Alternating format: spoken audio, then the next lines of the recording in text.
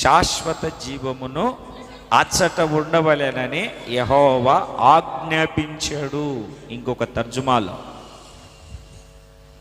ఏం చేశాడంటే ఒకసారి తలల పైకి ఎత్తినాను చూడండి అందరూ. మనం ఏం ప్రార్థన చేస్తాం? అప్పుడప్పుడు చేసిన, ఎప్పుడు చేయమనుకోండి, అప్పుడప్పుడు చేసిన మనం చేసే ప్రార్థన ఏంటి? ప్రభువా నాకు కడుపు నొప్పి వచ్చింది అంటే ఇట్లా నొప్పులు వచ్చినప్పుడే మనం ప్రార్థన చేస్తాం. మిగతా టైంలో మనం ప్రార్థన చేయము. అయ్యా నన్ను ఆశీర్వదించు ప్రభువా అంటాం. దించు అని అనకముందే ఆయన ఏం చేశాడంటే ఆశీర్వాదాన్ని ఒక చోట పెట్టాడు. ఇప్పుడు వెళ్ళి అక్కడ తెచ్చుకోవడమే ఆశీర్వాదం.